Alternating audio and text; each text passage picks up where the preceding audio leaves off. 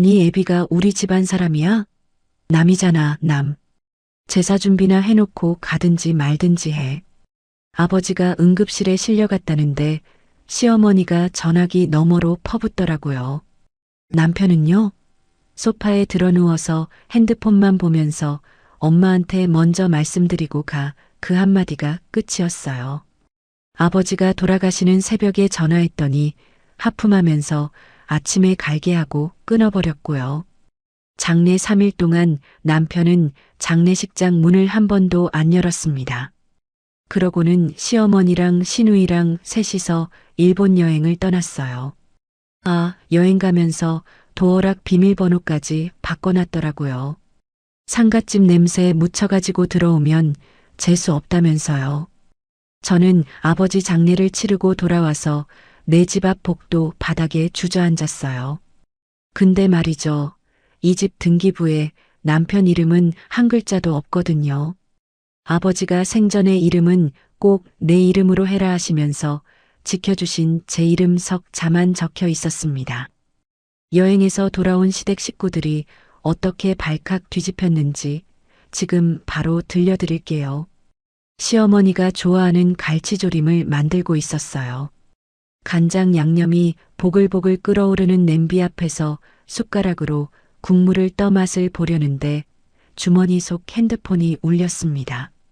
화면에 동생 윤정 이름이 떠 있었어요. 윤정은 보통 밤에 전화하는 앤데 오후 4시에 전화가 오니까 손가락이 먼저 굳었습니다. 언니, 아빠가 쓰러졌어. 응급실이야. 지금 당장 와. 윤정의 목소리가 갈라져 있었어요. 저는 숟가락을 냄비 옆에 내려놓고 가스불을 껐습니다. 손잡이를 돌리는 손가락에 힘이 안 들어가서 2번이나 미끄러졌어요. 현관으로 나가 운동화를 깨었습니다. 끈을 묶으려는데 손가락이 말을 듣지 않아서 끈을 신발 안에 쑤셔넣고 일어섰어요. 거실 소파에 누워 핸드폰을 보고 있던 현수가 고개를 살짝 들었습니다. 왜 어디가? 아버지가 쓰러지셨대. 응급실에 계시다고. 나 지금 가봐야 해. 현수는 소파 쿠션에 팔꿈치를 괴더니 핸드폰 화면을 다시 내려다보며 말했어요. 엄마한테 먼저 말씀드리고 가. 그게 전부였습니다. 일어나지도 않았고 같이 가겠다는 말도 없었어요. 저는 현관문 손잡이를 잡은 채 소파 쪽을 바라봤습니다. 등받이 너머로 현수의 뒤통수만 보였어요. 그 뒤통수를 2초쯤 보는 동안 이 집에서 제가 어떤 자리에 앉아 있었는지가 선명하게 느껴졌습니다. 엘리베이터 안에서 시어머니에게 전화를 걸었어요. 어머님, 친정아버지가 갑자기 쓰러지셔서 응급실에 계세요. 저 지금 병원에 가봐야 할 것 같습니다. 시어머니 말수는 전화기 너머로 길게 혀를 찼습니다. 이번 주가 시아버지 제삿날인 거 알지? 네 애비가 우리 집안 사람이야? 남이잖아, 남. 제사 음식 준비부터 해놓고 가든지 말든지 해. 저는 대답하지 못했어요. 엘리베이터 문이 열리고 로비를 걸어 나오는 동안 시어머니가 뭔가를 더 말했지만 귀에 들어오지 않았습니다. 택시를 타고 병원에 도착했어요. 응급실 자동문이 열리자 소독약 냄새가 코를 찔렀습니다. 커튼 사이로 아버지가 누워 계신 침대가 보였어요. 얼굴에 산소 마스크를 쓰고 계셨습니다. 눈을 감고 계신 아버지의 볼이 평소보다 훨씬 움푹 꺼져 있었어요. 다리에서 힘이 빠지면서 침대 옆 난간을 잡았습니다. 그때 뒤에서 윤정이 제 팔을 세게 잡았어요. 눈두덩이 벌겋게 부어 있었고 코끝이 빨갰습니다. 언니, 왜 이제 와? 내가 전화한 지 1시간 반이야. 저는 아무 말도 하지 못하고 아버지 얼굴만 내려다봤어요. 입을 열면 울음이 터질 것 같아서 입술을 깨물었습니다. 얼마 뒤 담당 의사가 저와 윤정을 복도로 불러냈어요.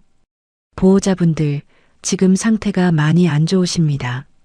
앞으로 며칠이 고비예요. 옆에서 계속 지켜보셔야 합니다. 의사가 돌아간 뒤 복도 벽에 등을 기대고 서 있었습니다. 며칠이 고비라는 말과 이틀 뒤 시댁 제삿날이 머릿속에서 부딪혔어요. 관자놀이가 쪼개지는 것 같았습니다. 그날 밤 병실 간이 침대에 누워서 현수에게 문자를 보냈어요. 아버지 상태가 정말 안 좋아. 며칠이 고비래. 제사는 내가 못 갈 것 같아. 보내고 나서 핸드폰 화면을 계속 들여다봤습니다.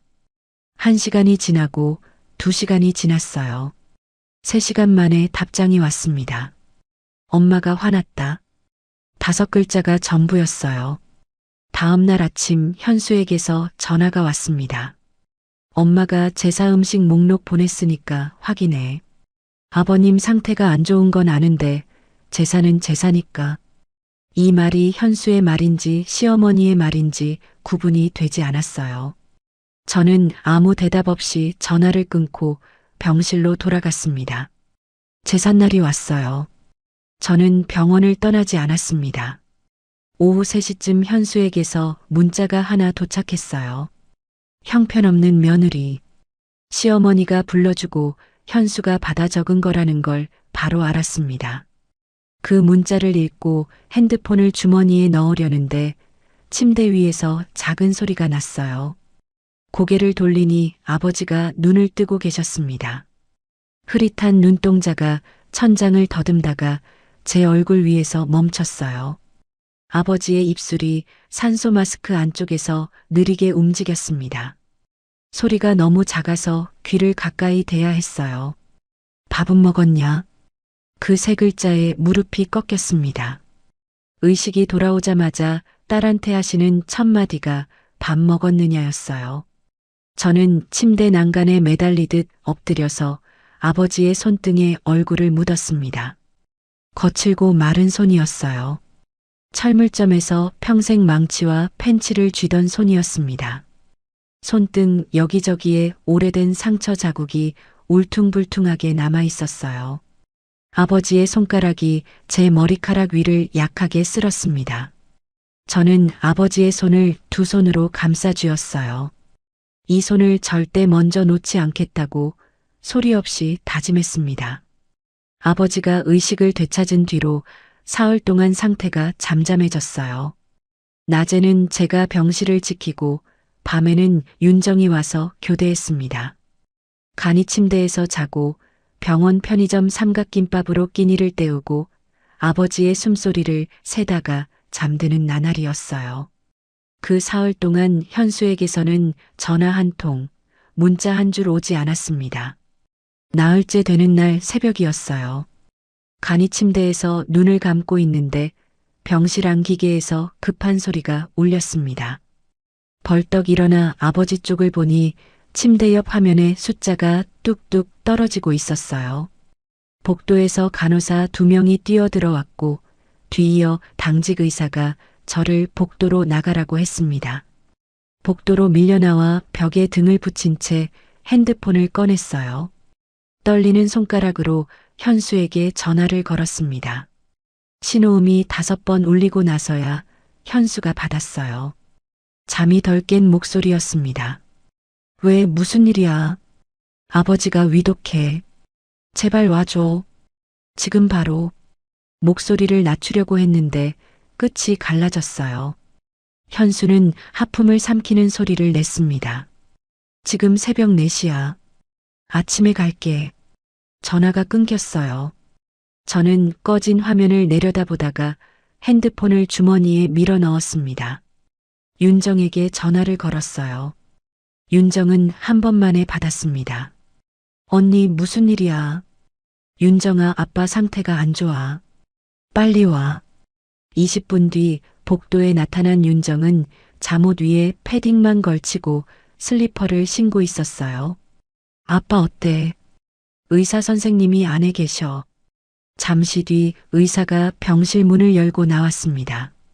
저와 윤정을 번갈아 보더니 낮은 목소리로 말했어요. 보호자분들 들어오세요. 옆에 계시는 게 좋겠습니다.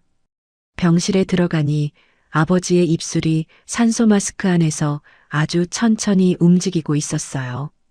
소리는 나오지 않았습니다. 저는 아버지의 오른손을 잡았고 윤정이 왼손을 잡았어요. 아빠 나야. 윤이야. 윤정이도 왔어. 아버지의 손가락이 제 손바닥 안에서 약하게 움직였습니다. 쥐는 건지 떨리는 건지 알 수 없었지만 저는 그게 대답이라고 믿었어요. 윤정이 아버지의 왼손에 얼굴을 가져다 대며 말했습니다. 아빠 윤정이야. 나왔어. 윤정의 목소리가 끝에서 부서졌어요. 새벽 4시 37분 기계에서 길고 평평한 소리가 났습니다. 의사가 아버지 쪽으로 다가와 무언가를 확인하고 고개를 천천히 저었어요. 아버지가 두 딸의 손을 잡은 채 눈을 감으셨습니다. 장례식장으로 아버지를 옮기고 상주 완장을 팔에 감았어요.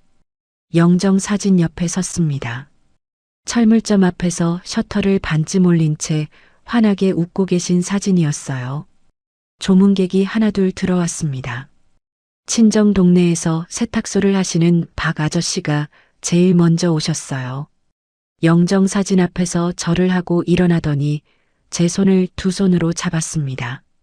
윤희야, 아버지가 좋은데 가셨을 거다. 내가 여기 있을게. 아버지의 오랜 거래처 사장님도 오셨어요. 두 분이 상주석 옆에 나란히 앉아주셨습니다. 남편이 앉아야 할 자리를 두 어른이 채워주고 있었어요. 현수는 장례식장 문을 한 번도 열지 않았습니다. 장례 둘째 날 오후 현수에게서 문자가 떴어요. 엄마가 여행 일정 잡았다. 이번 주 금요일 출발이야. 카드 한도 좀 올려놔. 저는 영정 사진 앞에 서서 그 문자를 읽었습니다.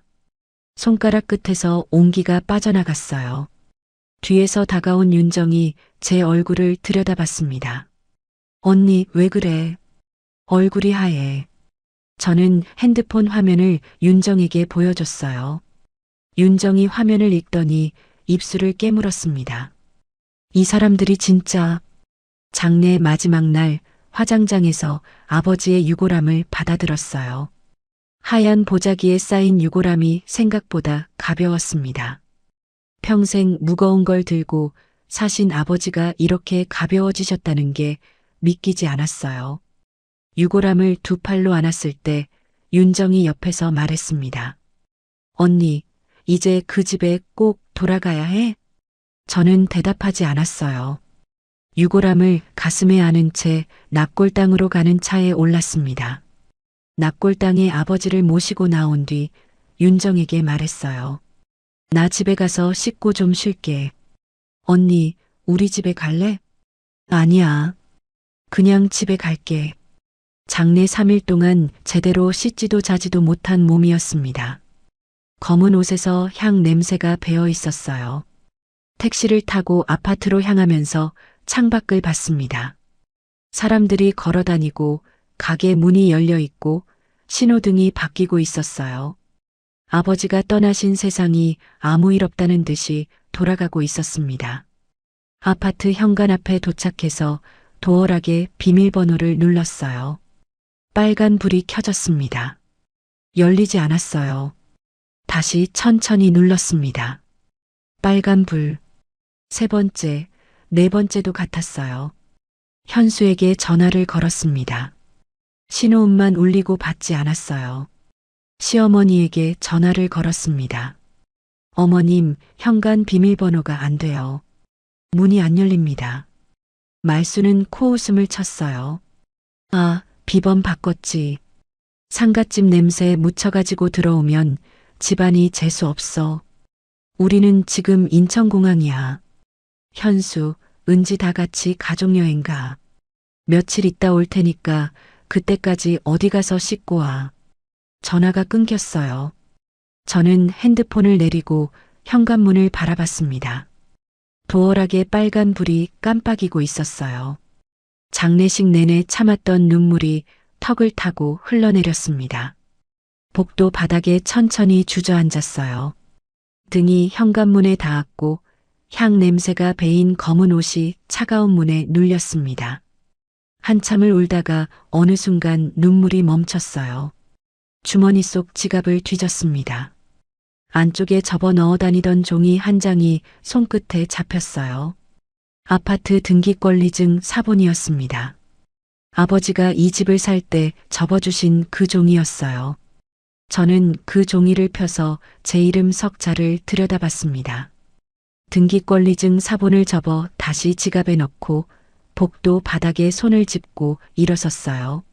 무릎이 뻣뻣했습니다. 핸드폰을 꺼내 검색창에 24시간 열쇠 출장이라고 쳤어요. 제일 위에 뜬 번호를 눌렀습니다. 여보세요. 도어락이 열리지 않아서요. 출장 가능하세요? 30분 정도 걸린다고 했어요. 저는 복도 벽에 기대서서 기다렸습니다. 30분 뒤 엘리베이터에서 공구 가방을 든 기사님이 내렸어요. 회색 작업복을 입은 중년 남자분이었습니다. 여기 사시는 분 맞으시죠? 신분증 확인 좀 할게요. 저는 지갑에서 신분증을 꺼내고 등기권리증 사본을 펼쳐 보여줬어요. 기사님이 이름을 대조하더니 고개를 끄덕였습니다. 확인됐습니다. 열어드릴게요. 딸깍 소리와 함께 초록 불이 켜졌어요. 기사비를 계좌이체하고 현관문 손잡이를 잡았습니다. 문을 밀고 안으로 들어섰어요. 거실 소파 옆 바닥에 화장품 쇼핑백 3개가 나란히 놓여 있었습니다. 시어머니가 좋아하는 브랜드 로고가 찍힌 봉투였어요. 그 옆에 일본 여행 가이드북이 펼쳐진 채 엎어져 있었습니다. 식탁으로 눈을 돌리니 치킨 상자가 열린 채 놓여 있었고 뼈가 그대로 남아 있었어요. 콜라 캔 2개가 쓰러져 있었고 기름이 묻은 휴지가 뭉쳐져 있었습니다. 여행 가기 전에 먹고 치우지 않은 거였어요. 냉장고에도 현관 신발장 위에도 거실 탁자 위에도 메모 한 장이 없었습니다. 이 집에 사는 사람이 아버지를 잃고 돌아올 거라는 생각을 아무도 하지 않은 거였어요. 그 풍경이 저를 무너뜨리지 않았습니다. 오히려 가슴 안쪽에서 뭔가가 단단하게 굳는 걸 느꼈어요. 샤워실에 들어가서 뜨거운 물을 틀었습니다. 3일 동안 씻지 못한 몸에서 병원 냄새와 향 냄새가 물과 함께 흘러내렸어요. 샤워기를 끄고 나와 젖은 머리 그대로 거실 바닥에 앉았습니다. 핸드폰을 꺼내 검색창에 우리 아파트 단지 이름을 쳤어요. 매매 시세가 화면에 떴습니다. 같은 평수, 같은 층수의 최근 거래 가격을 하나하나 확인했어요. 급매로 내놓으면 얼마까지 가능한지, 매도할 때 필요한 서류가 뭔지 메모장을 열어 적기 시작했습니다. 이 아파트는 제 이름으로 되어 있어요. 아버지가 철물점을 정리하면서 마련해 주신 돈과 제가 모은 돈을 합쳐서 산 집이었습니다. 등기부의 현수 이름은 처음부터 없었어요. 다음 날 아침 9시 단지 앞 공인중개사 사무소 문을 열고 들어갔어요. 안경을 쓴 50대 남자분이 커피를 마시다가 저를 올려다봤습니다. 책상 위 명패에 박 사장이라고 적혀 있었어요. 어서 오세요. 어떻게 오셨어요? 저희 아파트 급매로 내놓으려고요. 박 사장이 커피잔을 내려놓으며 돈과 호수를 물었고 제가 대답하자 컴퓨터 화면을 돌려 시세를 확인했습니다. 지금 시세에서 1,000만 원 정도 낮추시면 바로 연락 올 분이 있어요. 마침 같은 단지에서 한 달째 급매 찾는 신혼부부가 있거든요. 그 정도면 괜찮아요. 빨리 진행해 주세요. 사무소를 나와서 핸드폰으로 이혼 전문 변호사를 검색했어요. 후기가 많은 곳 하나를 골라 전화를 걸었습니다.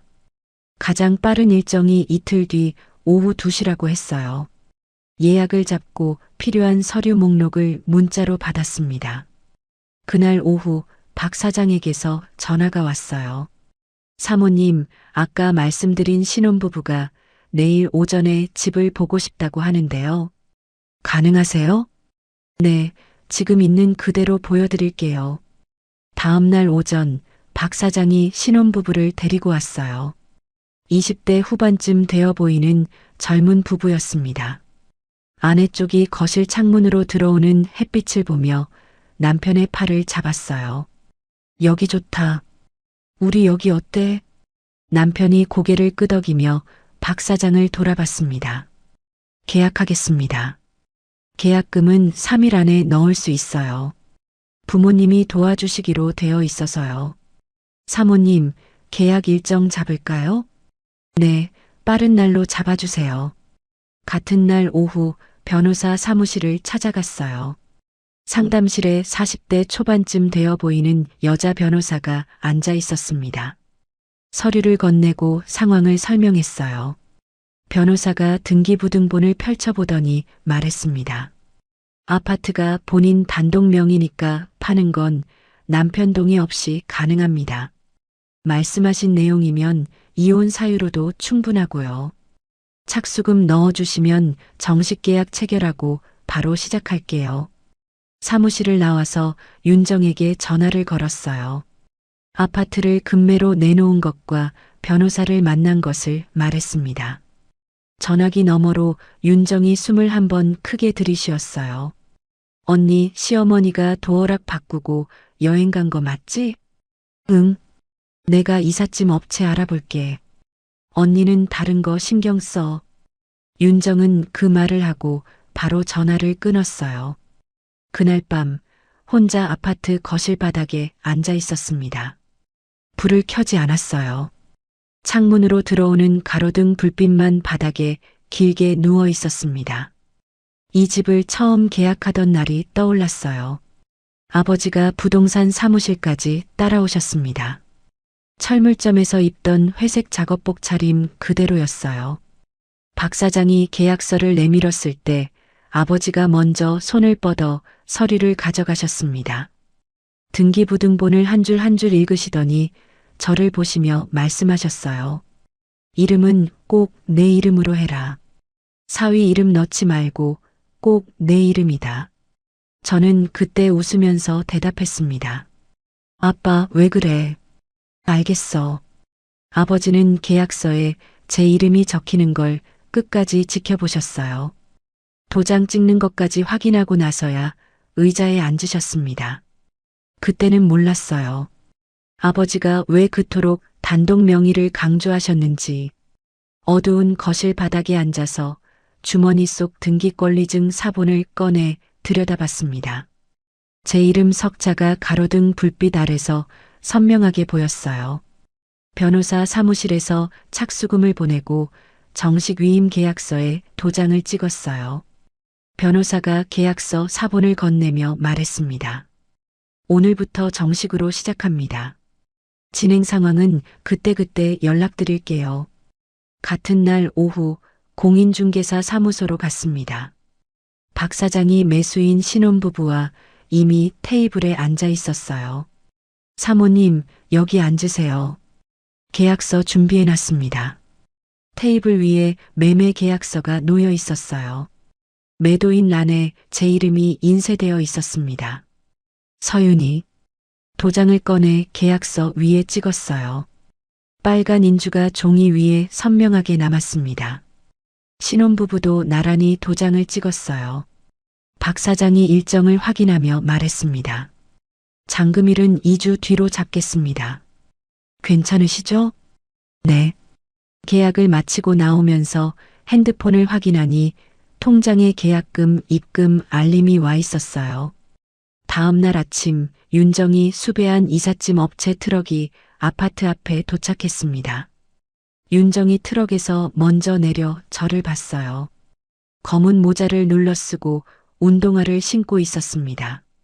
언니, 인부 2명 왔어. 빨리 하자. 현관문을 열고 들어가서 윤정과 함께 짐을 골랐어요. 제 혼수가전, 제 옷, 제 이불, 제 책, 제 것들만 골라냈습니다. 시어머니의 화장품 쇼핑백은 건드리지 않았어요. 현수의 양복이 걸린 옷장도 열지 않았습니다. 윤정이 시어머니의 쇼핑백을 발끝으로 톡 치며 말했어요. 이것도 버릴까? 그냥 둬. 우리 물건만 가져가면 돼. 인부들이 짐을 나르는 동안 저는 식탁 앞에 섰습니다. 가방에서 매매 계약서, 사본을 꺼내 식탁 한가운데에 올려놓았어요. 시댁 식구들의 짐은 한쪽 방에 그대로 두었습니다. 마지막으로 현관에 서서 집안을 한번 둘러봤어요. 제 짐이 빠진 자리마다 먼지 자국이 남아 있었습니다. 냉장고가 있던 부엌벽에 네모난 자국, 세탁기가 있던 다용도실 바닥에 고무 자국, 현관문을 닫기 전에 도어락 비밀번호를 새로 바꿨어요. 시어머니가 바꿔놓은 번호 위에 제가 정한 번호를 덮어 씌웠습니다. 초록 불이 한번 깜빡이고 설정이 완료됐어요.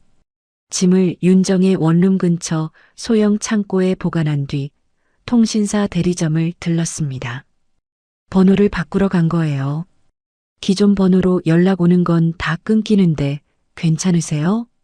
네, 괜찮아요. 새 번호는 윤정과 변호사에게만 알렸어요. 그 무렵 시어머니와 현수와 은지는 오사카에 있었습니다. 료칸 로비에서 체크인을 하며 말순이 현수와 은지를 돌아봤어요. 역시 여행은 가족끼리 와야 편하지. 안 그러냐, 현수야. 현수가 캐리어 손잡이를 잡은 채 어색하게 웃었습니다. 주머니 속 핸드폰을 꺼내 화면을 봤어요. 제가 보낸 부재중 전화 3통이 찍혀 있었습니다. 현수는 화면을 한번 보고 핸드폰을 다시 주머니에 넣었어요. 여행 셋째 날 저녁 식사 자리에서 은지가 젓가락을 내려놓으며 말했습니다. 오빠 올케 괜찮은 거야? 아버님이 돌아가셨는데 연락도 안 해봤어? 말순이 된장국 그릇을 탁 내려놓으며 은지를 쏘아봤어요. 쓸데없는 소리 하지 마라. 그 집안이 우리한테 뭘 해준 게 있다고. 밥이나 먹어.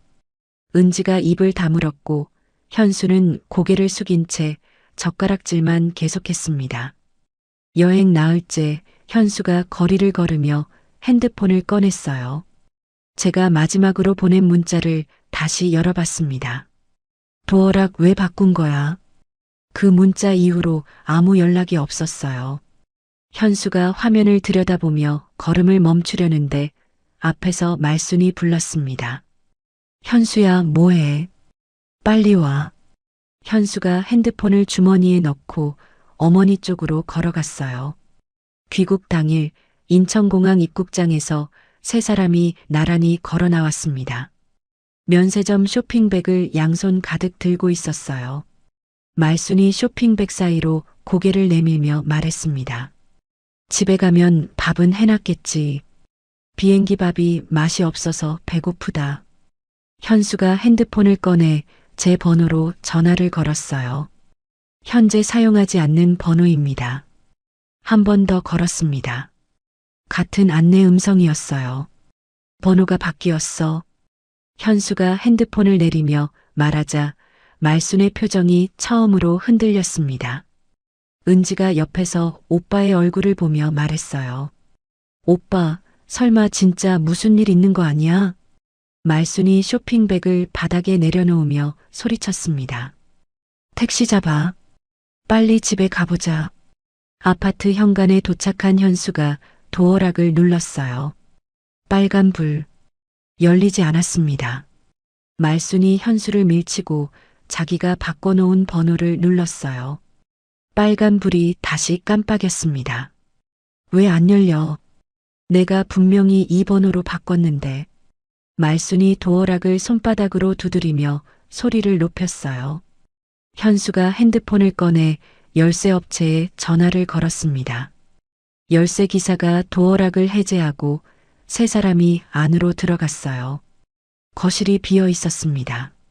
냉장고 자리에 먼지 자국만 남아 있었고 세탁기가 있던 다용도실은 텅 비어 있었어요.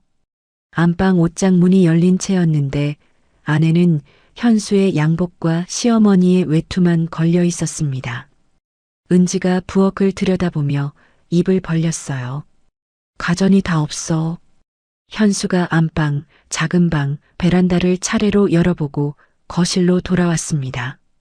얼굴이 하얘져 있었어요. 말순이 식탁 쪽으로 걸어갔습니다. 식탁 한가운데 종이 한 장이 놓여 있었어요. 말순이 그 종이를 집어들었습니다. 부동산 매매 계약서 사본이었어요. 매도인 란에 적힌 이름, 매매 금액, 잔금일. 말순의 손이 떨리기 시작했습니다. 이게 뭐냐고. 2년이 집을 팔았어. 현수가 어머니 손에서 계약서를 가져와 읽었어요. 매도인 란에 적힌 이름, 서윤이. 현수의 다리에서 힘이 빠졌습니다. 뒤로 비틀거리다가 현관 신발장에 등을 부딪히며 바닥에 주저앉았어요. 옆에 놓아둔 면세점 쇼핑백이 쓰러지면서 과자 상자, 화장품 박스가 현수의 다리 위로 쏟아졌습니다. 말순이 매매 계약서를 거실 바닥에 내던졌어요. 종이가 미끄러져 소파 다리 앞에서 멈췄습니다. 사기야. 내 아들 집을 맘대로 팔아?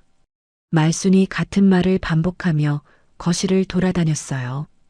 현수는 현관 신발장에 등을 기댄 채 바닥에 앉아서 제 번호를 다시 눌렀습니다. 현재 사용하지 않는 번호입니다. 핸드폰을 무릎 위에 내려놓았어요. 은지가 소파 앞에서 바닥에 떨어진 계약서를 주워들었습니다.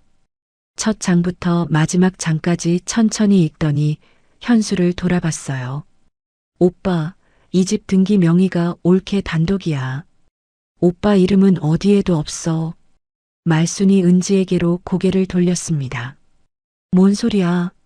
그 집은 우리 현수가 사준 거야. 은지가 계약서를 들어보이며 고개를 저었어요.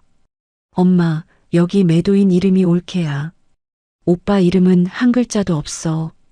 말순이 소리를 높였지만 은지는 계약서를 식탁 위에 내려놓고 더 이상 말하지 않았습니다.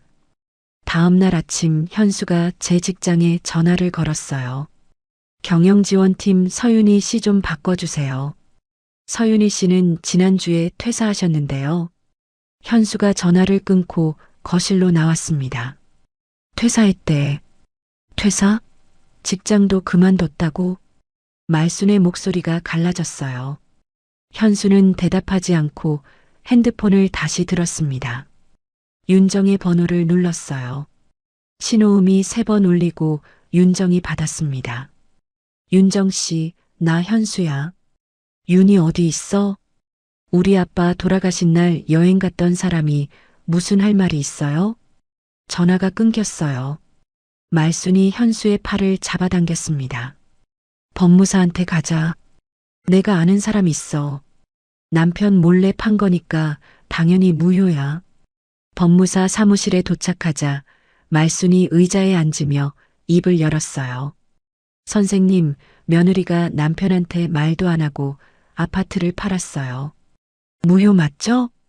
법무사가 안경을 밀어 올리며 물었습니다. 등기 명의가 누구로 되어 있습니까? 며느리요. 근데 부부가 같이 산 집인데 당연히 단독 명의면 배우자 동의 없이 처분할 수 있습니다. 법적으로 문제가 없어요. 말순의 입이 벌어졌어요. 법무사가 화면을 돌려 등기부등본을 보여줬습니다. 소유자 란에 제 이름만 적혀 있었어요. 부부가 살던 집인데 그게 말이 돼요? 명의가 기준입니다.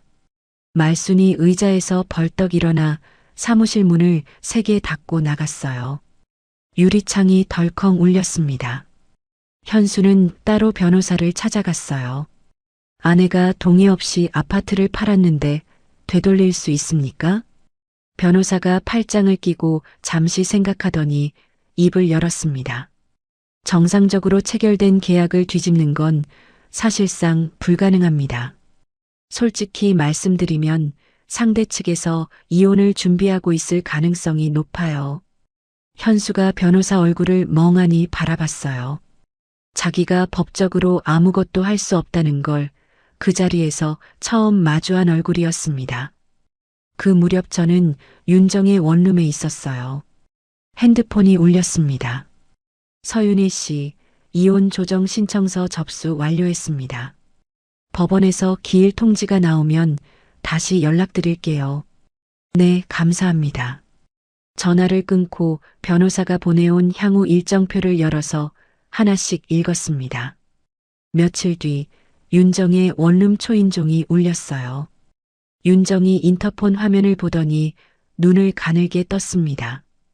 현수였어요. 윤이야, 나야. 대화 좀 하자. 윤정이 인터폰 버튼을 누르며 말했어요. 경찰 부를까요? 현수가 한 발 뒤로 물러서더니 화면에서 사라졌습니다. 언니, 괜찮아? 응, 괜찮다고 말했지만 심장이 빠르게 뛰고 있었어요. 현수는 건물 앞 계단에 2시간 넘게 앉아 있었습니다. 한참 뒤에 핸드폰에 카카오톡 알림이 떴어요. 현수가 보낸 긴 메시지였습니다. 왜 상의 없이 이런 짓을 한 거야? 엄마가 얼마나 충격받았는지 알아? 우리가 살 집이 없어졌어. 사과는 한 줄도 없었어요. 아버지가 돌아가셨다는 말도 없었습니다. 저는 답장 대신 화면을 캡처해서 변호사에게 보냈어요. 그날 저녁 말순이 아파트 관리사무소에 찾아갔습니다. 우리 집에 새로 들어오는 사람 입주 못하게 해주세요.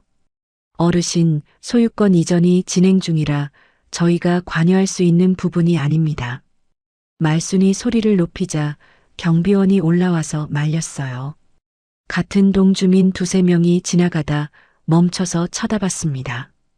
그날부터 동네에 소문이 퍼지기 시작했어요. 그날 밤 현수의 핸드폰으로 제 변호사가 보낸 내용 증명이 도착했습니다. 이혼 사유와 조정 일정이 정리된 문서였어요. 현수가 불을 켜지 않은 빈 아파트 거실에서 혼자 그 문서를 읽었습니다.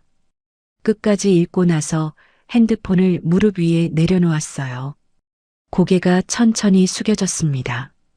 2주 뒤 잔금일이 왔어요. 매수인 신혼부부가 잔금을 치렀고 소유권 이전 서류가 접수됐습니다. 박 사장에게서 모든 절차가 완료됐습니다라는 전화를 받고 저는 윤정의 원룸 창문 앞에 서서 핸드폰을 내렸어요. 말수는 이 소식을 현수에게서 전해 듣고 부엌 바닥에 주저앉았습니다. 진짜 팔린 거야? 진짜? 현수가 고개를 끄덕였어요. 말순이 무릎을 2손으로 잡은 채 한참 동안 바닥만 내려다봤습니다. 그 뒤로 말순이 움직이기 시작했어요. 친척들과 동네 지인들에게 전화를 돌렸습니다. 며느리가 시어머니를 속이고 집을 팔아서 도망갔어요. 이런 며느리가 어디 있어요? 현수의 큰아버지까지 나섰어요. 제 변호사에게 직접 전화를 걸었습니다. 집안일은 집안에서 해결해야지. 남남이 끼어들 일이 아니잖소. 조정 취하하라고 전해주시오. 변호사가 저에게 이 통화 내용을 알려주며 말했어요. 시댁 쪽에서 외부 압박을 하고 있으니 기록으로 남겨둘게요. 계속 이러면 접근금지 가처분을 신청할 수 있습니다. 앞으로 시댁 연락은 전부 차단하겠습니다. 변호사님을 통해서만 연락하게 해주세요. 네, 그렇게 하시는 게 좋겠습니다. 한편 현순의 집에서는 말순과 큰아버지가 거실에 모여 앉아 있었어요. 말순이 식탁을 손바닥으로 치며 말했습니다. 이혼은 절대 안 돼. 막아야 해. 큰아버지가 팔짱을 끼고 고개를 끄덕였어요. 그래, 일단 시간을 끌어. 여자가 마음이 약해지면 돌아올 수도 있어. 그 자리에서 은지만 다른 목소리를 냈습니다. 오빠가 장인어른 돌아가신 날 여행 간 게 문제의 시작이야. 올케 입장에서 한번 생각해봐. 말순이 은지를 쏘아봤어요. 넌 시집도 안 간 게 뭘 알아. 됐으니까 입 다물어. 은지가 입을 다물었습니다. 자리에서 일어나 방으로 들어갔어요. 그날 저녁 은지가 현수에게 따로 전화를 걸었습니다. 오빠, 솔직히 엄마가 한 일은 선 넘은 거야. 도어락 바꾸고 상갓집 냄새 어쩌고 하면서 여행 간 게 말이 돼? 이혼 조정에서 지금이라도 성에 있게 나가는 게 오빠한테 나아. 현수는 한참 동안 아무 말이 없었어요. 나도 안다. 은지는 그 대답을 듣고 전화를 끊었습니다. 저는 윤정의 원룸에서 지내며 새 직장 면접을 준비하고 있었어요. 아파트 잔금이 입금된 통장을 정리하면서 금액을 나눴습니다. 아버지가 보태주신 돈에 해당하는 부분을 따로 분리해 적금에 넣었어요. 이건 아빠 돈이니까. 윤정이 옆에서 통장 화면을 보다가 고개를 끄덕였습니다. 아빠가 알면 좋아하셨을 거야. 조정 신청 약 6주 뒤 가정법원에서 이혼 조정 기일 통지서가 양측에 발송됐어요. 현수는 어머니 성화에 못 이겨 변호사를 선임했지만 상담에서 돌아온 답은 좋지 않았습니다. 솔직히 상대 측 사유가 강합니다. 아파트는 이미 처분돼서 다툴 실익도 적고요. 현수가 변호사 사무실을 나오며 핸드폰을 주머니에 넣었어요. 계단을 내려가는 발걸음이 무거웠습니다. 조정 기일 열흘 전이었어요. 밤 9시쯤 윤정의 원룸 밖에서 고성이 들렸습니다. 윤정이 창문을 열고 내려다봤어요. 언니 시어머니야. 말순이 건물 현관 앞에 서서 소리치고 있었어요. 윤희야, 나와. 사람이 이럴 수가 있어? 네가 우리한테 이러면 안 되지. 목소리가 건물 전체에 울렸습니다. 옆집 불이 켜지고 위층 창문이 열리는 소리가 났어요. 5분쯤 지나자 이웃이 경찰에 신고를 했습니다. 경찰이 도착했어요. 윤정이 현관으로 내려가서 경찰에게 상황을 설명했습니다. 이혼 조정 중인 시어머니예요. 연락을 차단했더니 찾아와서 소리를 지르고 있어요. 경찰이 말순에게 다가갔어요. 어르신, 이 시간에 주거지 앞에서 소란을 피우시면 안 됩니다. 귀가해 주셔야 해요. 말순이 경찰 팔을 뿌리치며 소리쳤습니다. 내 며느리한테 할 말이 있다고요. 잠깐만요.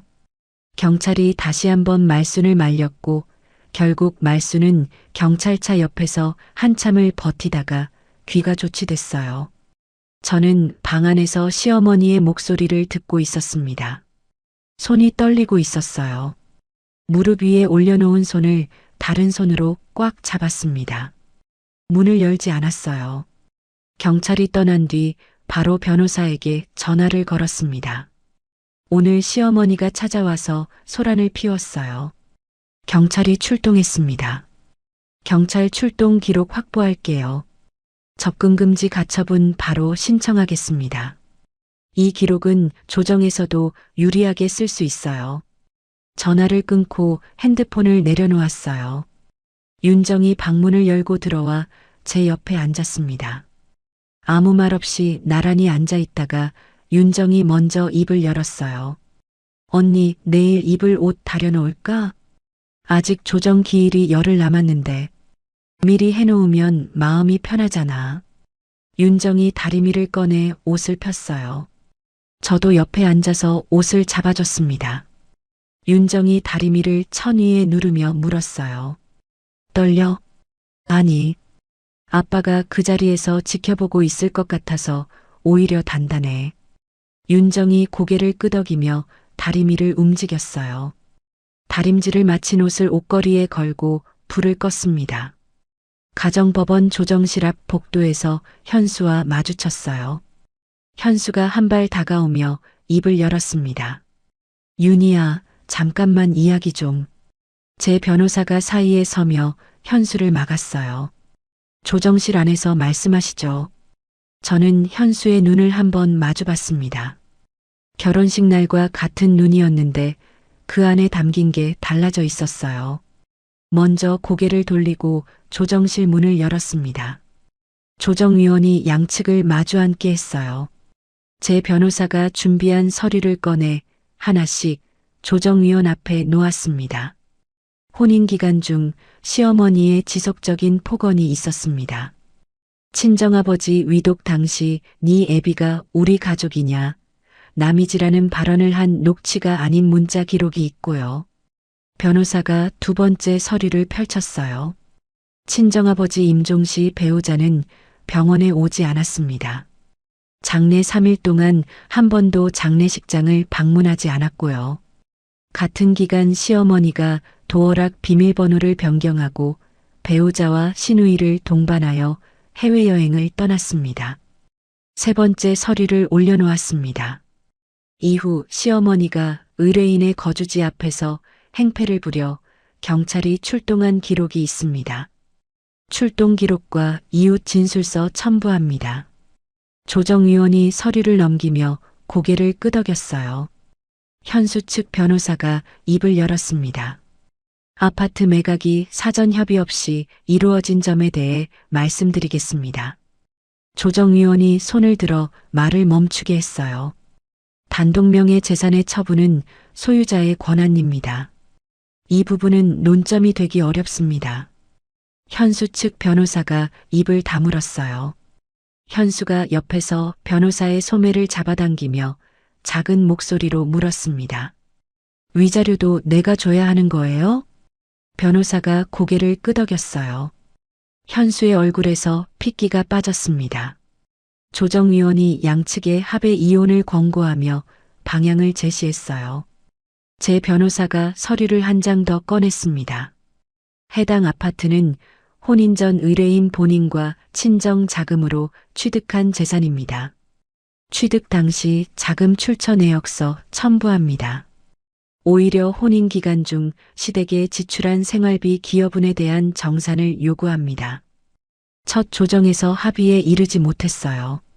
2차 조정 기일이 3주 뒤로 잡혔습니다. 법원 밖에서 현수가 어머니에게 전화를 걸었어요. 엄마, 상황이 안 좋아. 위자료를 내가 줘야 할 수도 있대. 말순의 목소리가 전화기 너머로 터졌습니다. 위자료는 절대 못 줘. 끝까지 싸워. 엄마, 변호사도 어렵다고 했어. 현수가 힘없이 말했어요. 처음으로 어머니의 말에 반박 아닌 반박을 한 거였습니다.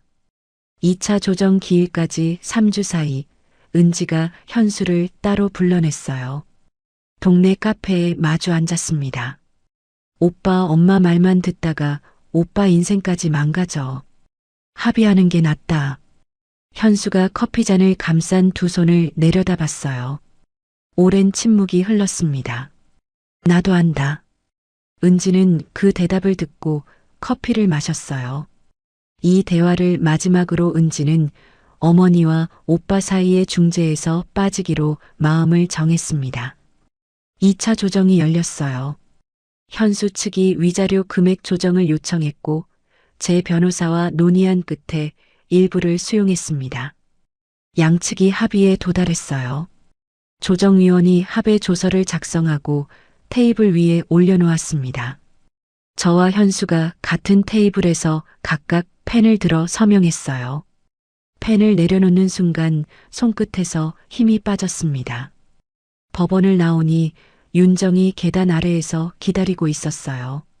밥 먹으러 가자. 응. 아빠가 좋아하던 칼국수집. 윤정이 제 옆에 섰고 나란히 법원 앞 횡단보도를 건넜어요. 신호등이 파란불로 바뀌었고 10월 바람이 코끝을 스쳤습니다. 합의 조정이 확정된 뒤 양측 변호사를 통해 이혼 신고서가 제출됐어요. 며칠 뒤 구청에서 이혼 신고 수리 확인서를 받아들었습니다. 서류를 가방에 넣고 구청을 나왔어요. 하늘을 한번 올려다봤습니다. 구름 한 점 없는 가을 하늘이었어요. 가방 끈을 고쳐 잡고 걸음을 옮겼습니다. 이혼 절차 중에 면접을 봐두었던 중소인테리어 회사 경영지원팀에서 합격 통보가 왔어요. 새로 구한 소형 오피스텔에서 첫 출근길에 나섰습니다. 현관문을 잠그고 계단을 내려오는데 아침 공기가 코끝에 차갑게 닿았어요. 예전에는 느끼지 못했던 감각이었습니다. 사무실에 도착해서 자리를 안내받고 어색하게 인사를 나눴어요. 옆자리 직원이 커피를 한 잔 건네며 말했습니다. 처음엔 다 어색해요. 금방 익숙해질 거예요. 저는 고개를 숙여 인사하고 종이컵을 받아들었어요. 커피 향이 코끝을 스치는데 오피스텔 선반 위에 세워둔 아버지 사진이 떠올랐습니다. 오늘 아침에도 커피를 내리면서 그 사진을 한번 바라보고 나왔어요. 매일 아침 커피를 내리며 아버지 사진을 보는 것이 하루를 시작하는 루틴이 됐습니다. 윤정은 매주 토요일마다 오피스텔에 찾아왔어요. 장을 봐와서 같이 밥을 해 먹었습니다. 어느 토요일에는 윤정이 반찬통 하나를 들고 왔어요. 이거 아빠 철물점 단골이었던 동네 이웃 아주머니가 보내셨어. 깍두기랑 멸치볶음. 뚜껑을 열자 익숙한 냄새가 올라왔어요. 어릴 때 아버지가 철물점에서 점심 먹을 때 옆에 놓고 드시던 반찬 냄새였습니다. 아주머니가 그러셨대. 아버지가 살아계실 때 매일 철물점 앞 지나가면서 인사했다고. 딸들 잘 지내냐고 꼭 물어보셨대. 윤정이 반찬을 접시에 덜면서 말했어요. 저는 깍두기를 집어 입에 넣었습니다. 씹다가 윤정을 봤는데 윤정도 저를 보고 있었어요. 둘 다 웃었습니다. 그러다가 윤정의 눈가가 젖었고 저도 코끝이 시큰해졌어요. 장례식 이후 처음으로 아버지를 슬픔이 아닌 기억으로 떠올린 순간이었습니다. 한편 현수는 어머니 말순의 소형 임대 아파트에서 함께 지내고 있었어요. 직장의 이혼 사실이 알려진 뒤 동료들 사이에서 말이 돌았습니다. 장현수 과장, 아내 아버지 돌아가신 날 여행 갔다며? 현수가 점심시간에 구내식당에서 뒤쪽 자리에 앉으며 시선을 피했어요. 퇴근 후 혼자 편의점에서 캔맥주를 사서 마시는 날이 늘어갔습니다. 말수는 여전히 주변에 말하고 다녔어요. 며느리가 사기를 쳤어. 시어머니를 속이고 집을 팔아서 도망갔다고. 하지만 동네에서는 이미 사건의 전말이 퍼져 있었습니다. 임종날 도어락 바꾸고 여행 간 시어머니로 알려져 있었어요. 하나둘 거리를 두는 지인들 속에서 말순의 전화를 받아주는 사람이 줄어갔습니다. 은지는 이혼 뒤에 현수에게 가끔 안부 전화를 했어요. 오빠 밥은 먹고 다녀? 응, 먹고 다녀. 이제라도 내 인생을 좀 생각해라. 은지는 그 말을 남기고 전화를 끊었습니다. 어머니 말순과는 거리를 두고 있었어요. 어느 날 퇴근길이었어요. 버스에서 내려갔는데 낯익은 골목이 나타났습니다. 아버지의 철물점이 있던 자리였어요. 셔터 위에 다른 가게 간판이 걸려 있었습니다. 세탁소였어요. 저는 그 간판 아래 서서 발걸음을 멈췄습니다. 아버지가 매일 아침 셔터를 올리던 모습이 떠올랐어요. 작업복 소매를 걷어 올리고 양손으로 셔터를 밀어 올리시던 등이 보였습니다. 핸드폰을 꺼내 그 간판을 사진으로 찍어뒀어요.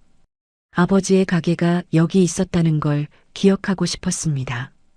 그 주말 윤정과 함께 납골당을 찾았어요. 화병에 꽂혀 있던 꽃이 시들어 있었습니다. 새 꽃으로 바꿔 꽂으며 말했어요. 아빠, 윤정이도 왔어. 윤정이 옆에서 두 손을 모으며 말했습니다. 아빠, 언니 밥 잘 먹고 다녀. 걱정 마. 나란히 서서 아버지의 사진을 바라봤어요. 철물점 앞에서 웃고 계신 그 사진이었습니다. 납골당을 나오며 윤정이 물었어요. 언니, 나중에 뭐 하고 싶은 거 있어?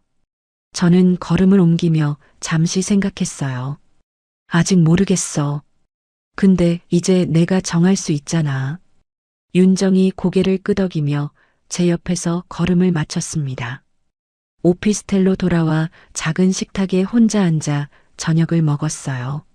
설거지를 하다가 문득 왼손 약지를 내려다봤습니다.